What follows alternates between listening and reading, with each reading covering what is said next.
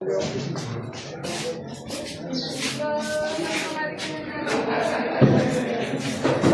फेरि ताजा लाग्यो। यो प्रमुख प्रसादका छन् यो नाटक बाद मान्छे हो। मैले झन्डै 1.5 महिना अगाडि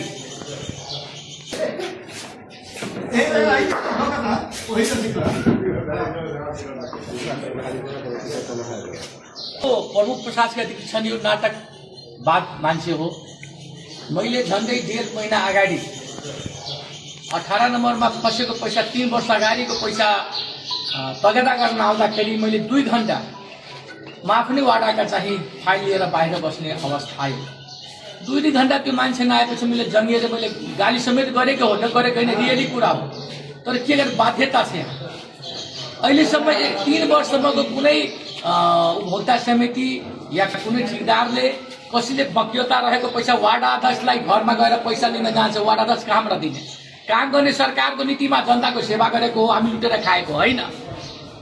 त्यसको लागि मूल्याङ्कन कर्मचारी, इन्जिनियर, प्राविधिक, हाकिम 3 पटक मूल्याङ्कनमा चाहिँ छर्के भइसकेको छ। सबैमा पास छ, हामी खैदी भने पास छु।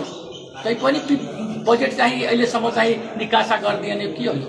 यहाँ सिराहा नगरपालिकामा 6 महिनादेखि यो सुरक्षाकर्मीहरू भाइहरूले चाहिँ यहाँ चाहिँ स्वयंसेवकहरूलाई चाहिँ राखेको छ। 1 सुका पैसा अहिलेसम्म 6 महिनादेखि पाएको छैन। हामी त 1 वर्षसम्मको त्यतिकै लथालिङमै छु, केही छैन। यो वर्षको रनिङ कार्यक्रमको पनि पैसा भन्छ या बालन सरकारले भन्छ, यो हाम्रो प्रधानमन्त्रीज्यूले र अर्थमन्त्रीजीले भन्छ। म स्वयं वाग्लेजीसँग पनि अनुरोध गर्न चाहन्छु, यो चाहिँ नीति ल्याएको कति सरकारले ठिक कुरा हो, तर नीतिको अनुसार कार्यान्वयन नभएको पालिका आदपि कार्यान्वयन नगराएको कर्मचारी हाकिममाथि काराभन्दा कारा सजाय र त्यसको के भन्छ स्पष्टीकरणबाट होस् कि केन्द्रबाट कुनै प्रतिनिधि पठाएर हुन्छ। सहज वातावरण गरेर यो सिराहा नगरपालिकालाई अविलम्ब छिटोभन्दा छिटो अर्को व्यवस्था कारण प्रमुख पठाइदिएर यसलाई सुचारू अवस्थामा सिराहा नगरपालिकालाई गरिदिनलाई म केन्द्र सरकारसँग अनुरोध गर्दै म आफ्नो 2 शब्द यही राख्छु।